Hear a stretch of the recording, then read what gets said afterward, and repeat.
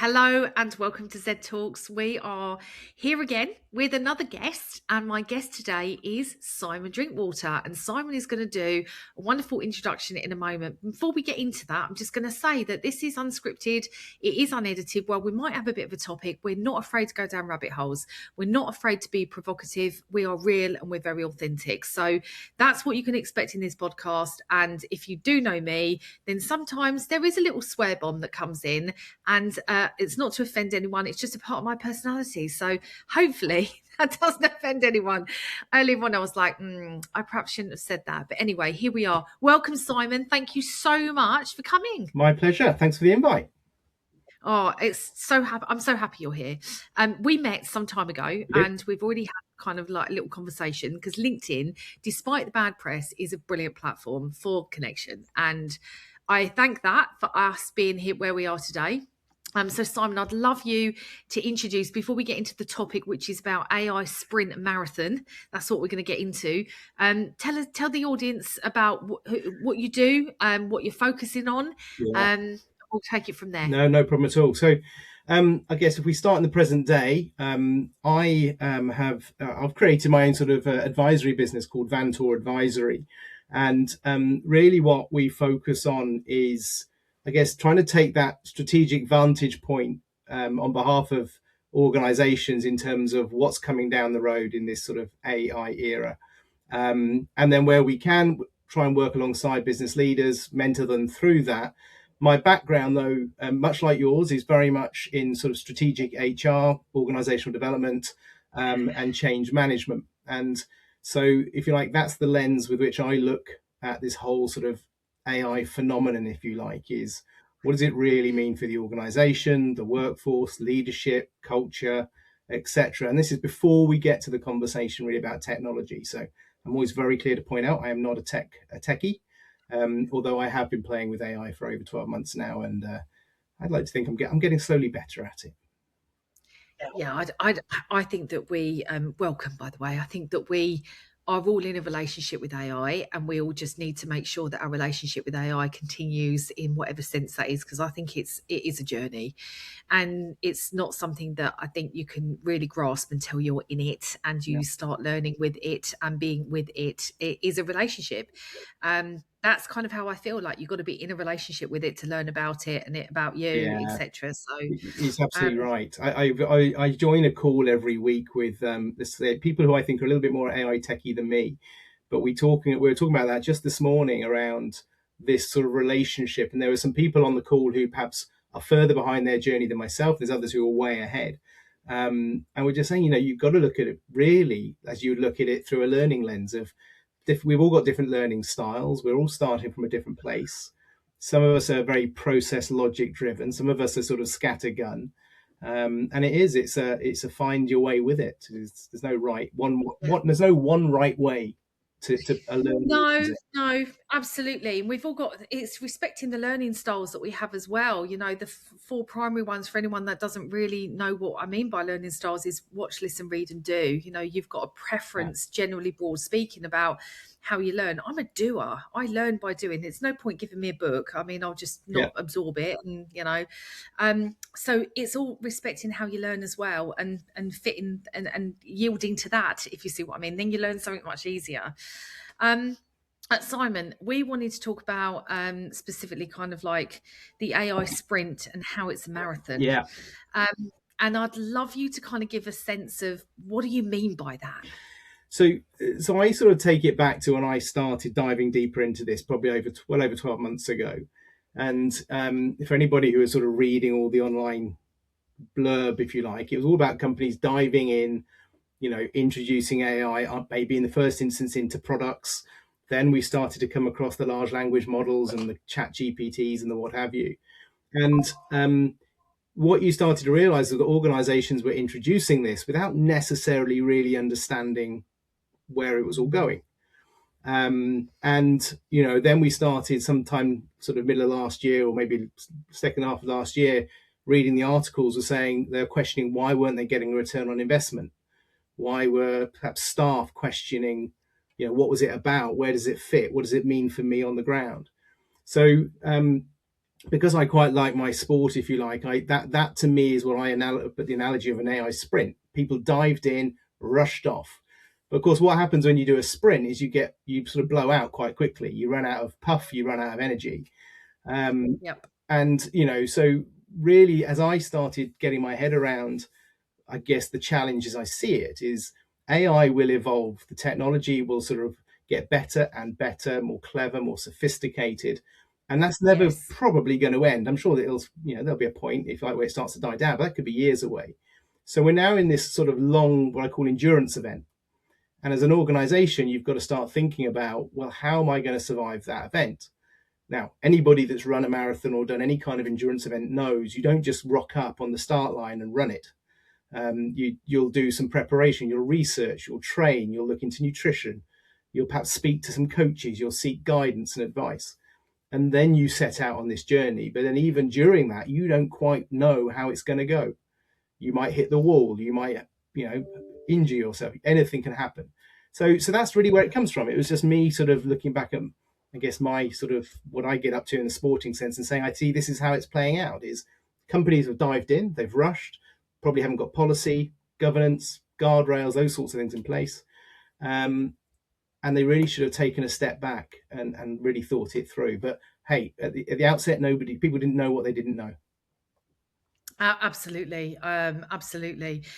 And what I'm curious to know what you're kind of seeing and sensing in terms of like trends and what really is coming up in terms of, you're on a journey. We are just talking about sort of business, and you've got clients, and they've all got a need or a want. At least, are you seeing synergies? Are you seeing certain patterns emerge, whether they're kind of very similar or different? What's the sense that you're experiencing? So I think the way, so I sort of put my cards on the table. I get a bit frustrated with all the reports and the data and the insights and the rest of it because, like many things for me, every organization's different. Every business leader is starting from a different place. So, yeah, we can get these big generic sort of, reports saying where organizations are at, but really, when you get on the ground, it seems a bit different. So, what I'm finding is, I guess, the organizations that are, let's say, pushing on down this road seem to have what I call business leaders who are interested, who recognize there's something that needs to be done. And that's in the best case scenarios, that's sort of the MD, the CEO. But at worst, it's a good number of the leadership group. So there's a recognition that something needs to be done, and they're pushing ahead, as opposed to those that are like step back and I'm not sure, we'll, whatever. But of course, there you have the risk of a groundswell of people lower down thinking, when are we going to go on this journey? So I look at it more from that. And I've been asked a few times, well, what sector does Bantor Advisory focus on? And I say, well, none really, because to me, it is all about that. Which organizations, which leaders want to go on the journey? So I've seen, small 10, 13, 14, 15 people, small businesses cracking on, if you like, trying it, playing with it, trying to see how they integrate it. I've seen, I'm talking at the moment to a good medium-sized organization that are just on the beginning of their journey. The leaders are interested to learn more and work out where to go, right through to public sector. I think that some of the public sector areas are, going down a good pathway. And then right up to corporates, I got sort of good contacts at senior levels in corporates, and they're on their own journey. Probably been playing at it for longer, but then they have resource, capacity, lots of Yeah. money to spend at it, to throw at it, etc. So it's a right mixed bag, is my take on it all. Yes. And so with that, probably there's maybe two camps here, which is, are they in the sprint or a marathon? These organizations that can be quite big may, not be as speedy or quick as maybe, again, each organization is different, like you said. Are you finding that there is an appetite to be speedy and want to kind of go quick, or are you sensing that people are saying it is a marathon, it's here, and we're just gonna, Yeah, we're gonna do it strategically and consciously? I think there's a growing recognition that this isn't something you can do quickly, and that's where I sort of liken it back to the change management sort of methodology I work with. I think, the starting point of a good change journey is building a level of awareness first. Yeah. What is it? What are the risks? What are the challenges? Where are we going? I get a sense that people are coming through that initial phase. Second phase is then, do you have a desire to go on the journey? So no, there's a definite shift, I think, in my sense that people are recognizing now that it's not just pay for a few licenses and off you go with a nice AI tool. I think people are now recognizing that there are data risks, there's governance risks, there's not necessarily legislation in the UK, but there are sort of growing levels of guidance and that are required around responsible AI. So yeah, I think it's slowly changing, but it's one thing knowing that maybe you need to run on a marathon. And the next question is, how do I go on that journey? I think that's still a big question. And any survey is a data point, and it's a given moment in time. And you'll know that you've filled out, thank you for doing the 2026 report that Yeah, we'll my pleasure. generate. Um, and like with everything, is that I don't. I like research, so I'm curious and interested. Last year we had 277 participants who very distinctively told us that they were, only 17% of those 16 point something percent were using AI. We've already had nearly 200 responses in 3 days. Brilliant. So that tells me a very different story than nearly at the quota of what a month was this time last year. So there's a much more ferocious, and an 80 to 90% of people using some form of Yeah, LLM. Those LLMs have been a bit more. So it was ChatGPT, the prominent kind of LLM last year. Now it's between Claude, ChatGPT, Gemini, Copilot.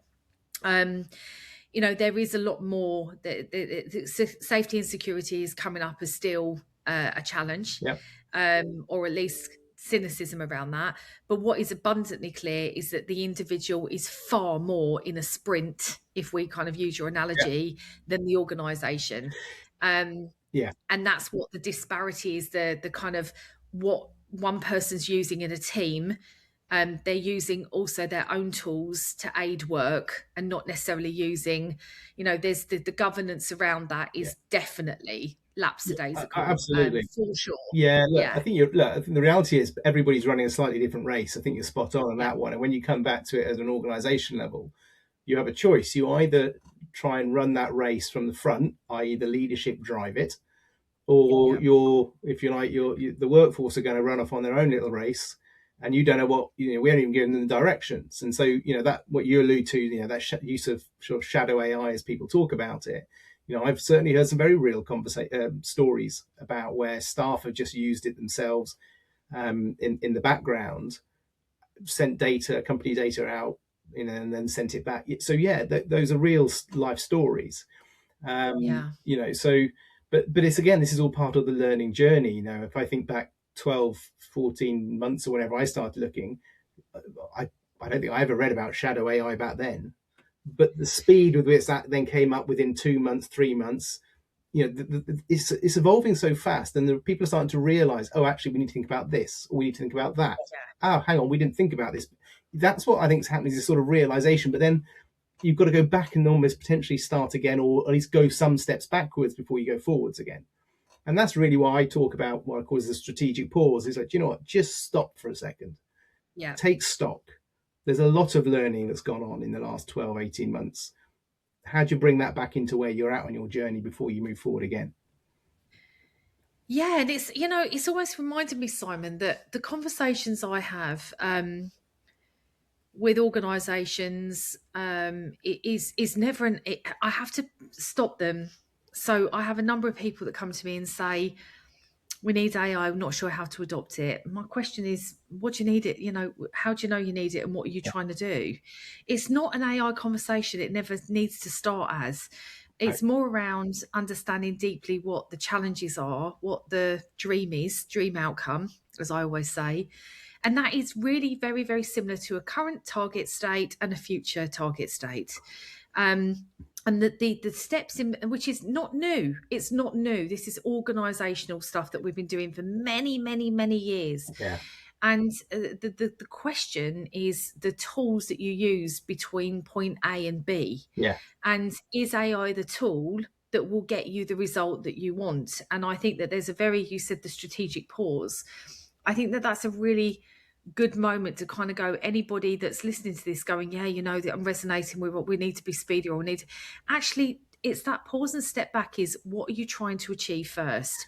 Because AI should not do everything. In my view, my humble No, I view agree. Look, I is that agree. I totally agree with you.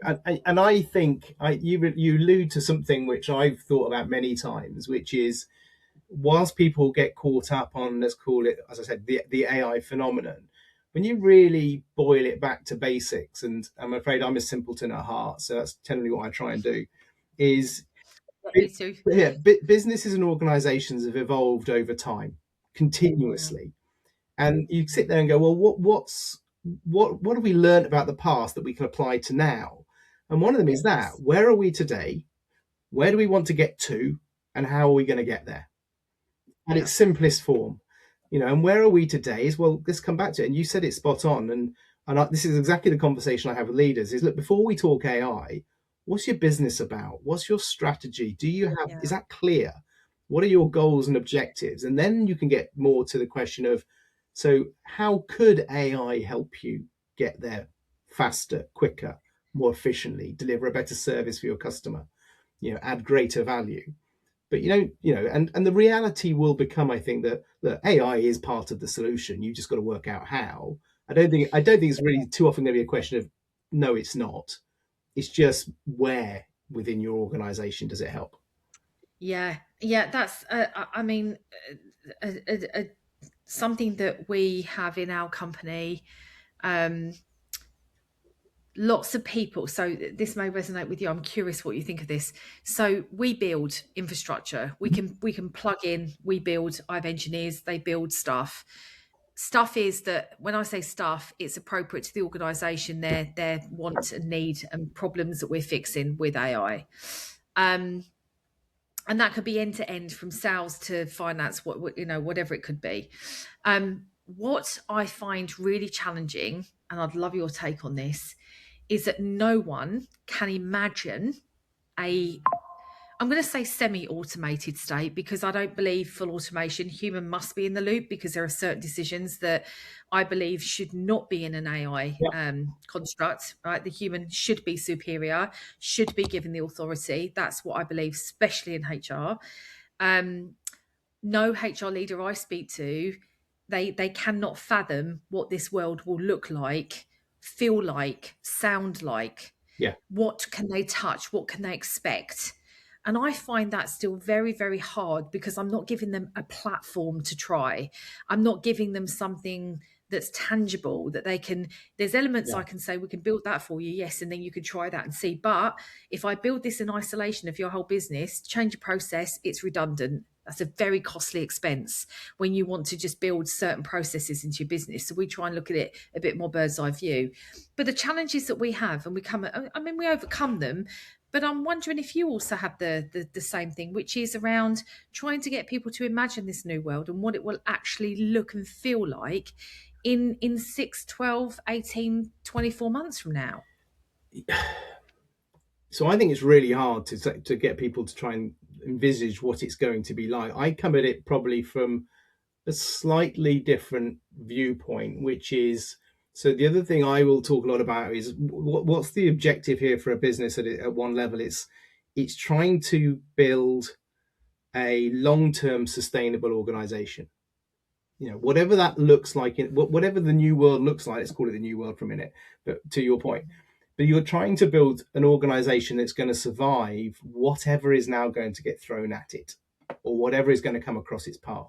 Yes. So when you're looking at that, then you're really heading into the OD world and thinking, what are the systems, the structures, what's the culture going to look like?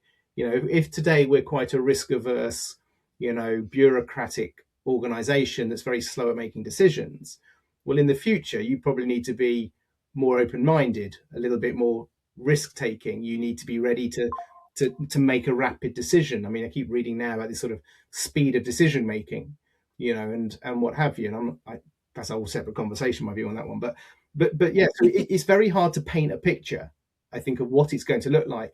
I think all you can do, in a sense, is say to people, look, you need to one of the things you have to do now is read a lot, watch what's going on.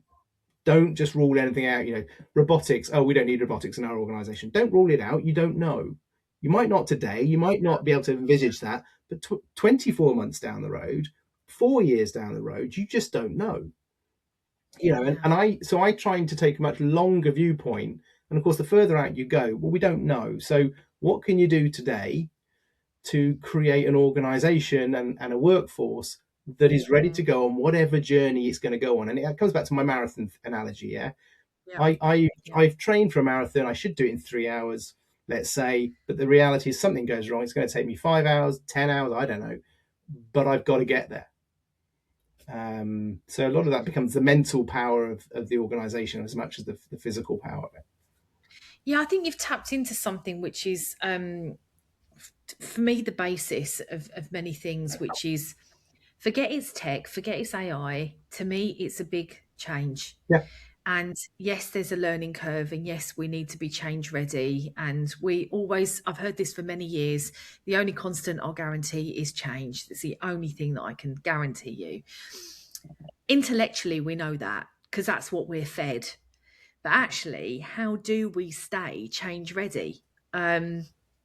Do we have the right models? Is it time for a new model? Is it? I don't know. What's your perspective? what models in which sense? Organizational models? Do you mean, or Like change, if you think yeah, about change model, any models and frameworks that we've been acquired and accustomed to use, yeah? let's just talk about sort of, McKinsey or Lewin change model.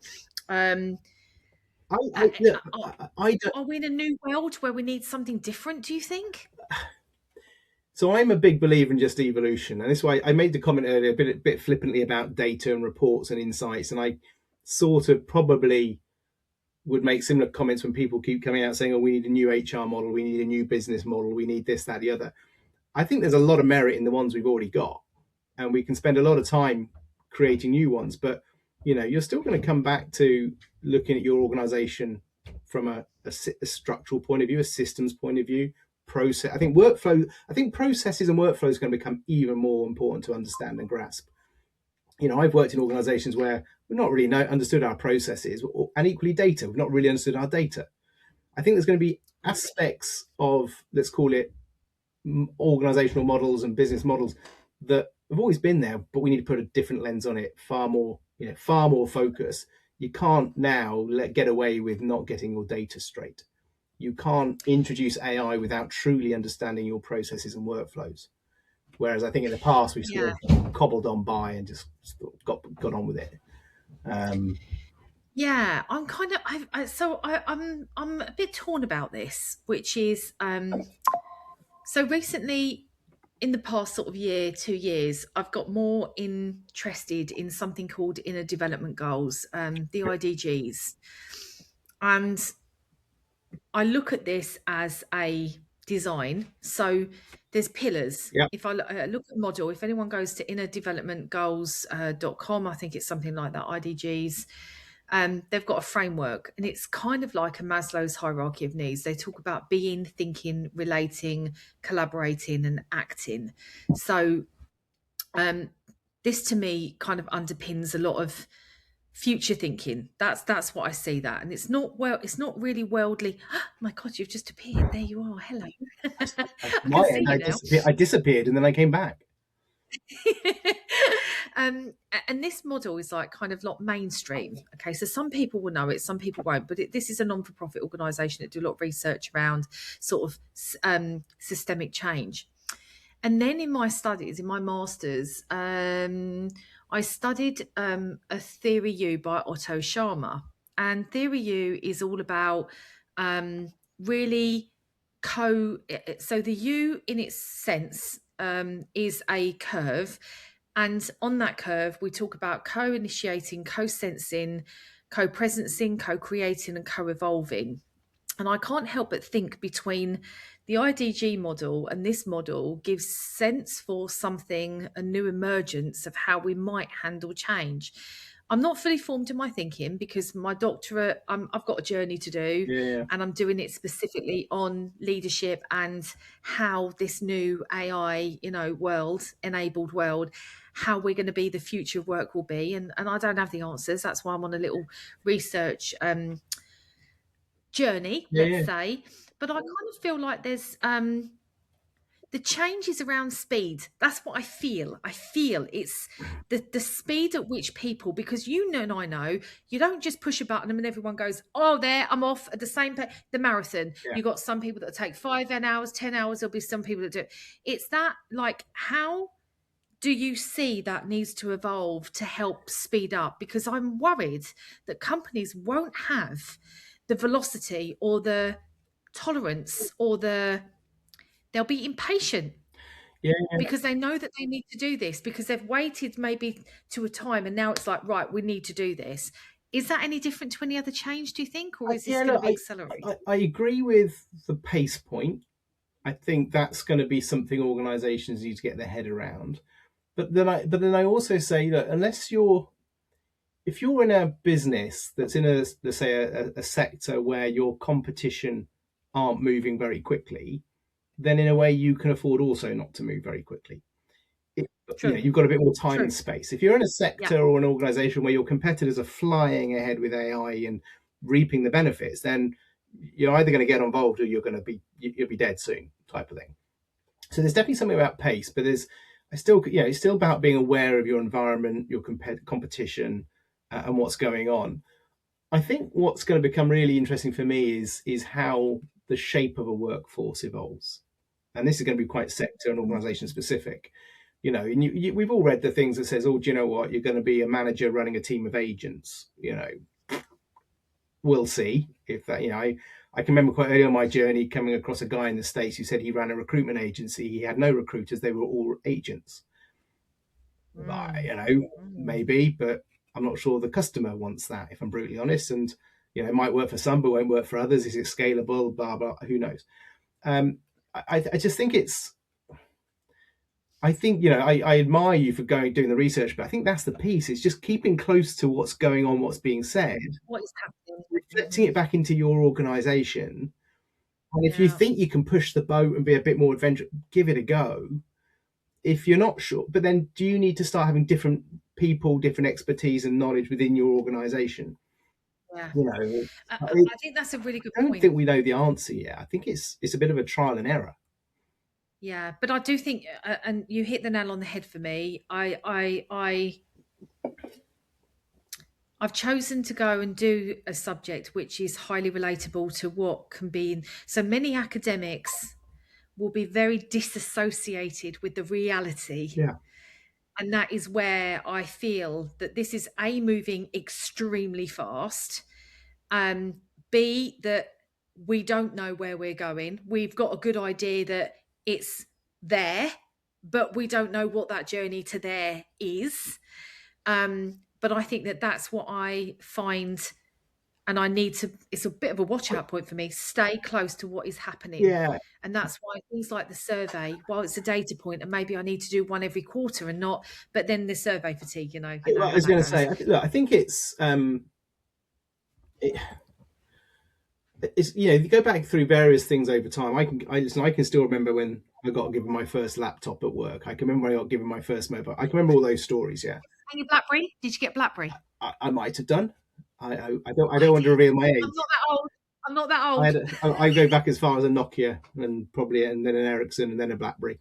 Um, but yeah, look, as I said, it's a journey at the end of the day, and we just got to, I think, keep a little bit calm, stop reacting to the headlines. Now, look, you and I both spend probably more time now reading about this AI world than 90% of people back in organizations who might Sure. pick up the odd article every now and again and see the odd little webinar. And the risk is, candidly, people in our position almost reinforce this future world that most people are nowhere near. And Mm. I think people, because if we come back to how you and I first came cross paths, I remember however many months ago, 12 months ago or so, I couldn't find another HR professional online anywhere that was focusing on, certainly in the UK anyway, that was focusing on this sort of challenge. You were the first one, Yeah. which is why I think we reached out and spoke. There's a few We others. did. There's a few Yeah. others bubbling around now, but so it's been interesting to watch the journey. All of a sudden, another call I heard jumped on this the other day, just out of curiosity, and they're sort of trotting out stuff that was being talked about 12 months ago, as if it was new. And you're Yeah. going, Yes, yes. There is a lot of you can see some, I mean, I do see a lot of that. yeah, I see a lot of people now with AI kind of in their job title, which I know is not truth and fact, as in they might think. And that's great. I don't have any criticism about that. The one thing I would say, from last year's survey, we developed a maturity map. mm-hmm, So from avoidant to expert. So there's 7 kind of main touch points: avoidant, curious, adventurous, confident, savvy, champ, yep, expert kind of thing. And interestingly enough, when I asked people to benchmark where they thought I was, because I wanted them to have a sense of where they were in relation to me, yeah, because some people were saying, well, I'm savvy. yeah, And I'm like, are you? Where do you think I am? They're like, well, you're an expert. I was like, I don't work for Anthropic. I don't work for Google. no, I don't work for OpenAI. So no, I'm not an expert. yeah, And I had to kind of almost like level set a little bit with people. If you don't know much, you know this much, you don't know what you don't know. I don't know what I don't know. So having the learning mindset is around just being curious and open, but not saying that you are kind of like it's not one person either. It's a lot of people.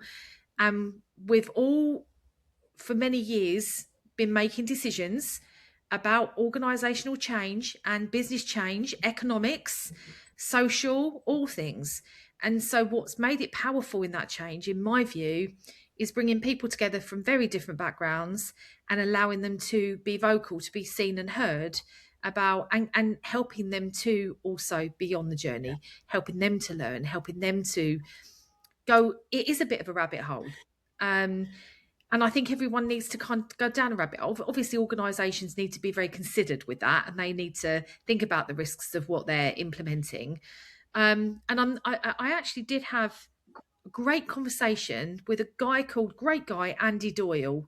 He's the Chief People Officer for Cantor Media, okay, and they are completely AI enabled, and they have been for some years, like leading from the front. And there's also another company called Coupang, which are in Korea, and they are using AI brilliantly, in my view. And when I'm speaking to these organisations or these people within them, they haven't overcomplicated it. That's what they haven't done. They've got a shadow organisation, which is all agents. Yes, they yeah, have. They've also got people, but for some context, I think they went from 700 people in no, that may be a bit fabricated, but I'm going to make the point with it anyway. So let's say there was 700 people and it was reduced down to 70 yeah, people because it had AI enablement. So there are organisations that are really, really further ahead. And for me, I'd love to know how they're doing it, because obviously I'm not with that organisation that's that future right now. Have you been with any or had access to people that are really advanced with it and no, using it? not to that level, to be honest. And I'm sure if the organisations are like that, I would probably guess they're few and far between. And Yeah, and then yeah, you always sit there going like, and what's the headline versus the reality? We've all heard, yes, we've all read the story saying this organisation's way ahead and whatever they're on, but when you sort of really got under the skin of it, you realise no, they're not at all. Um, so yeah, I have no doubt there are organisations that are very heavily AI enabled already.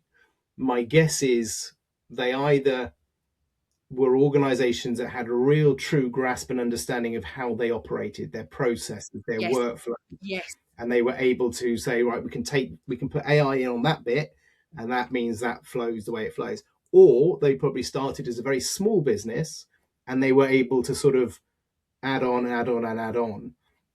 I think that's probably the other part is where were they on their journey? What type of organization were were they? Sorry.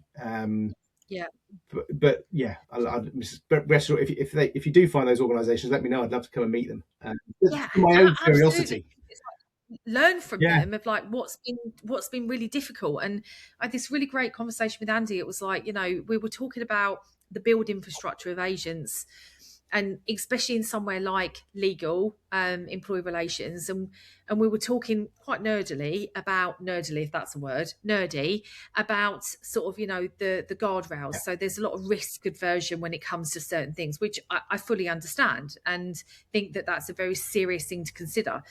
But we're talking about structure of agents and kind of how they've got to a very sophisticated level. Example would be there's maybe let's just say disciplinary has been activated. So there's a disciplinary being logged. The agent understands that, and then basically starts off the process, a statutory process, according to whichever geography you're in or country.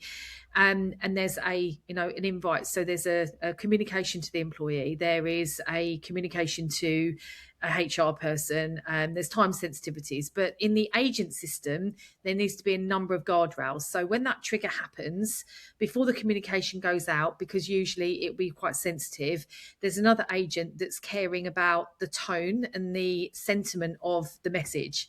So that comes in and says, yeah, I've seen the little trigger. How do we want to respond to this?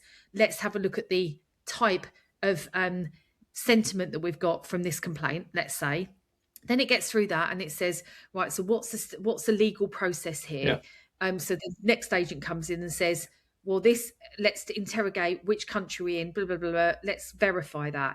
Then the next agent comes in. So it's not one no, agent, it is multiple, which is that risk, yeah. the safety and risk mitigation that they've had to learn. And so I found that really insightful, because when we're in conversation with people that say, well, in legal, how do we work with that? Well, it's not one agent, it's a whole host of agents that have very specific jobs in making sure that there are Yeah. those guardrails in And look, place. And lots of people won't get that, you see. but I They'll just also think it's think, one agent yeah, doing this own thing. there's two things there. One, which is, will people get it? That's a challenge. I think the other bit, though, is we've also got to be a little bit realistic about, well, you know, so we'll give you a slightly different but similar type of argument. Example. So I had the pleasure of sharing the stage recently with Lloyds Bank, and I can say this: it was in a public arena, but they have gone and built. They've taken all of their employment policies, okay, and I can't remember the exact number. It's something like 2,700 pages of policy.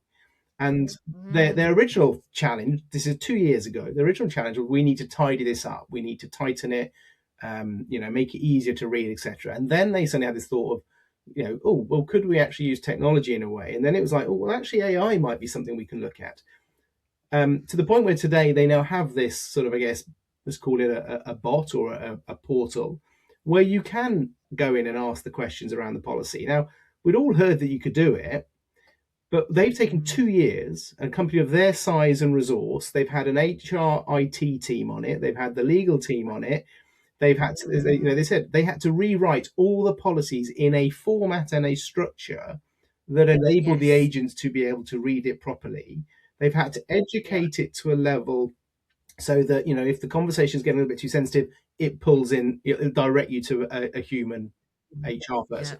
But I always say, large organizations, right, you get to see what good can look like. The reality for Yes. most organizations, it's going to take you an even longer time to get there unless you've got loads of cash, can throw money at it and resource at it, which you don't. Mm, So, yes, we can do some basic AI agent stuff probably within organizations, a low level, let's say, HR policy chatbot type of thing. But to train it up to the level of something like a Lloyd's Bank or somebody else, that takes a yeah. lot of time and effort. And so there's a reality. Yes. There's, look, this is what you can have. This is what AI can do. This is best practice. This is where the world's going. But then you've got to come back to, but the reality is, this is where we're at, and you're going to have to make some business decisions about how fast you're going to go on that journey. Absolutely. And this is the sprint versus the marathon, right? Because most people that don't understand. So going back to managing agents, I think that that is going to be something quite tricky, because unless you understand how it all works, how what are you managing, what are you quality controlling, which is But really then hard. So maybe what and yeah, maybe this is something businesses need to think about is now, are these the new roles, if you like, that you need to start building, yeah, putting into your yeah, organization. So, I can remember when in HR teams, we started to get the HR sort of analytics person. That was a new role. We're looking at predictive analytics, all the rest of it. Well, now is it that we need to have the HR agent, the agentic HR role, where that person's sole yeah, job is to go around the function, particularly in larger organizations. But in an yes. SME, it's just somebody who can just go around the business, pick off clear roles.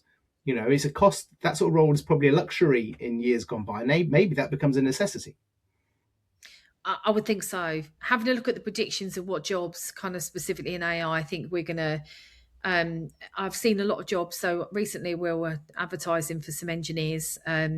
We had hundreds of Yeah. applications, and what does good look like? How does a company know what good looks like? I mean, that is a tricky area, and I think that we've got some few hurdles to get over with Yeah. that. But they'll talk to people like you and I and say, well, what does good look like? What do you think we need? And I do think that those kind of positions are going to have to present themselves. Meantime, plumbers, electricians, tradespeople, hairdressers, nail technicians going to be rolling in money because they'll cost a lot of And money. Their I time, thought, because they're yeah, working with their 15 hands. years ago, I thought about changing direction and becoming a plumber. I wish I had. Well, so I spoke to my plumber actually recently, and James, his name's James, and he said to me, we were talking about, do you need some cash, James? Because he was fixing a bath that went wrong, and he said, do you know what? So I don't need cash. Just don't pay me cash. And I said, what? And he said, look, I've got about 30 grand outstanding that I haven't even sent invoices for yet. Yeah. And he said, I don't like paperwork. I can't even do it. And I said, should I build you something? Do you want me to build you something? And he was like, can you? And I was like, yes, of course I can. And he was like, oh my God, really? And I wouldn't need to do anything. I'm like, well, you'd need to press a few buttons on your phone. But Yeah. yeah, so I think that AI in those for scheduling, for invoicing, is going to be really in high demand. I see that Yeah. for a while. Maybe not But it forever, comes, but but it comes for a back to while. what we were saying, right? One, you understand your business and you understand how it works. Two, you understand the sort of the operational processes and workflows and where things might be able to be automated or not. And then you do Yeah. it. But you don't know what you don't know. So your plumber friend perhaps didn't know that technology could do it. So fine. And I think this is where, you know, I think where people like ourselves have a role to play, which is trying to help people get to that space where, you don't know what you don't know. We're spending our Yeah. time getting to know about this stuff. So we're there to help you Yeah. know. Yeah. Now, I know where my limitations are. So, I'm building a small little ecosystem around me where I know, look, I'm trying to operate at an advisory level. I know we will identify problems or opportunities for AI. I can't help with that, but I know someone who can. I know a Yeah. data AI organization can help in that space. I know an IT Yes. services, cybersecurity business that can help in that space.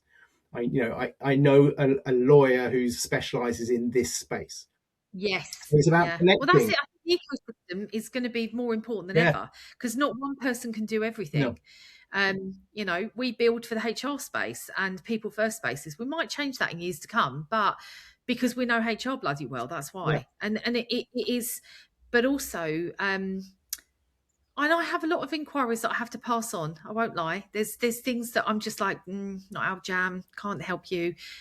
There's somebody else that's much better to help you than yeah, us, and I think that that's also having that ecosystem where you've got trusted people around you that can also have the same efficacy as you, give the same kind of service. We're not robots, of course we're not, but it comes down to having that lovely system around you that if you do pass a client, you know that they're going to be treated well and they're going to not be scammed. yes. I'm very, very hot on being scammed. I'm like, I don't want people to be taken advantage of because they don't know. I don't want them to be fleeced because they don't know. That's just wrong. So it is that building that ecosystem that I'm really Yeah, interested in and a as lot well. of that comes back for me to people finding those partners that have got the right values, the right Yeah, focus. for So sure, and for exactly the sure. same. So if I think about the journey that I'm trying to pitch myself here and do this piece of work. I've taken a long time to sort of build, foster, work out certain relationships about that I'm prepared to work with. And there's been a couple I've started conversations and I pulled back. So I thought that's not the level of service, or that's not the level of knowledge, or the value set that is needed by the clients that I want to work with. But you're right. Yeah, that's because it's becoming such a new world and complicated world. No one person has all the answers, so it's a team game. No. Knowing who to go to for what, and I think we all have to get comfortable with that. We don't know everything, and there's a lot of imposter syndrome, a lot of muscling. Yeah. I feel that sometimes, and I'm like, oh, I don't need to muscle with anyone, but if you want to muscle yourself, maybe. But it's a growing space where lots of people are coming forward and saying that they're very savvy. That's brilliant. I would say caution to everybody that no one knows everything, Absolutely. and you should be always alert and asking questions, being curious. It's a very fast paced evolution. And one that I am so happy that I'm in. Yeah, it's exciting, isn't it? I never thought at this stage of my career I'd get that excited again and enthused about something. Me too. But I find Me too. The fire's burning. Yeah, I know. It's great. I do find it fascinating, and I said, coming at it from, as we both do, that sort of more organisational people angle. You've got the human complexities playing alongside the technical complexities, and that's a fascinating space to be. It is that intersection. So the human intelligence, HI, artificial intelligence, AI, SI is now super intelligence. That's kind of like where we're going. Yeah. And I see that very loud and clear. What it means, not sure. What do we need when we get not sure? But it's all, I think, I don't have always a good sense of where we're going with AI. I think it's unstoppable. And the only thing that I feel really grateful for is that I can make a small dent in the world by doing things with precision and integrity and safety, efficacy, all of that good stuff. So this has been an amazing time, and we're coming up to the end of our. It goes so quick. I think we said at the beginning. I think I said to you, if we only get half an hour, feel free to call it. Well, we hit 50 we're barely talking. Barely talk, honestly, but I'm so appreciative of your time. Thank you so much. I'm going to be able to put, so anyone that wants to connect with Simon, details will be in the description of how to get in contact. Be curious, ask questions, because that's how you're going to learn and evolve. No one is exempt from AI, no one. And I think that we all have to just know, this is my word of warning to everyone listening to this. You seek out people that know their stuff. You need to be mindful. There's lots of noise who you're listening to. And so that would be my invitation for people. Reach out to people that are doing this day in and day out, that know what they're doing. And that is people like Simon and myself. So thank you for being here. I appreciate the invite. I'm sure that the's more that we can talk about, and we will do in time, talk again, for sure. Worry. Absolutely. Right. Well, to anyone that's listened, thanks so much. I'd love you to give a subscribe button to YouTube. We will be coming on Spotify soon. I've got to get my arse in gear and make sure it gets out there. But until next time, thank you for being here, and thanks to Simon. Bye-bye.